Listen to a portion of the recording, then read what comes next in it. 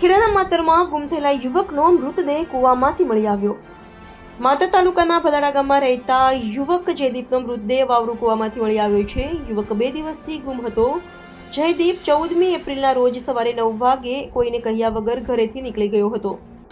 પરિવારજનોએ તેની ગુમ થવા અંગેની ફરિયાદ લીંબાસી પોલીસ મથકે નોંધાવી હતી।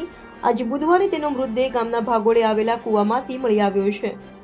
મૃતકના પિતા પ્રકાશભાઈએ જણાવ્યા મુજબ પોલીસે ગુમ થયાની ફરિયાદ પછી કોઈ યોગ્ય તપાસ કરી નથી। જો પોલીસે સમયસર કોલ ડિટેલ્સ દ્વારા તપાસ કરી હોત તો કદાચ તેમના પુત્રને બચાવી શકાયો હોત। ઘટનાની જાણ થતાં ગામ લોકો મોટી સંખ્યામાં ભેગા થઈ ગયા હતા અને રોષ વ્યક્ત કર્યો હતો। સ્થાનિક ધારાસભ્યની હાજરીમાં મામલો શાંત પડ્યો હતો। મૃતદેહને પોસ્ટમોર્ટમ માટે ખસેડવામાં આવ્યો છે। પોલીસે અકસ્માત મોતનો કેસ નોંધી વધુ તપાસ શરૂ કરી છે। પરિવારજનોએ ન્યાયની માંગ કરી છે।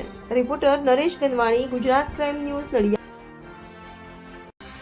શું નામ તમારું?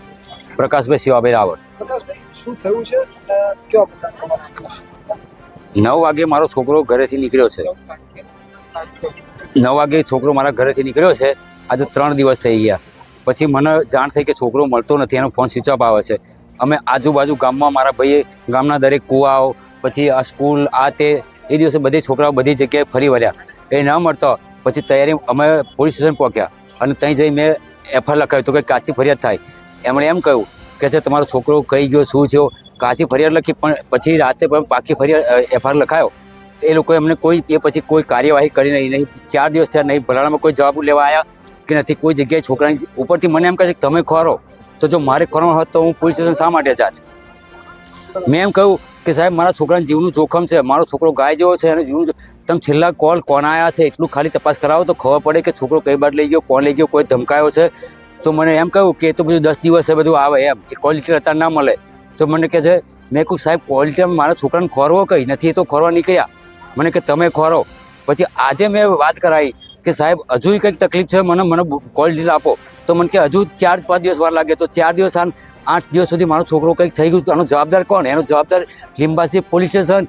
અને જ્યારે મેં કેમેરા અહીંયા આગળ કેમેરા ભરાડા ગામમાં મારેલા છે, તો મેં તૈયારી બપોરમાં કેમેરા પંચાયત ઓલરેડી આનો કોઈ વહીવટદાર જ નથી, આનો કોઈ સરપંચ કે બસ ફાવે એમ આનો દુરુપયોગ થઈ રહ્યો છે। પંચાયત તો ફાવે એમ પંચાયતનો દુરુપયોગ થઈ રહ્યો છે। જ્યારે મેં પંચાયત ખોલાયું અને પંચાયત ખોલ્યા પછી ત્યારે કહે છે પાસવર્ડ ખોવાઈ ગયો છે, આનો કોઈ માલિક નથી। પછી પાસવર્ડ મંગાવ્યો, જે આનો નાખ્યા છે એ ફોન નથી ઉઠાવતો। પછી આણે પાસવર્ડ મોકલ્યા। પાસવર્ડ જ્યારે માર્યો, જ્યારે એનો ડેટા ખુલ્યો ત્યારે અંદર જે ઉપરથી વાઈફાઈ કનેક્ટ કરવાનો વાર એ કેબલ કાઢી નાખેલો હતો। ચેક કર્યું તો આ 6 મહિનાથી કશું રેકોર્ડ થયું નથી। પણ જ્યારે આવો બનાવ બને તે ઘડી અમને કનેક્ટ કર્યું, એમ કે અમે ખોટા સાબિત ના થઈએ તે પછી અમે કનેક્ટ કર્યું। બાકી 6 મહિનાથી કોઈ જાતનું અંદર સ્ટોરેજ થયું નથી। તો આ મૂકવાનું કારણ શું? જો કેમેરા હોત તો મારો છોકરો હાથ બચી ગયો હોત। આ ગામમાં આ પંચાયતમાં ટોટલી લાલિયાવાડી ચાલે છે। અહીં આગળ તમે પોલીસ સ્ટેશનમાં રૂપિયા આલો તો તમારું કામ થાય।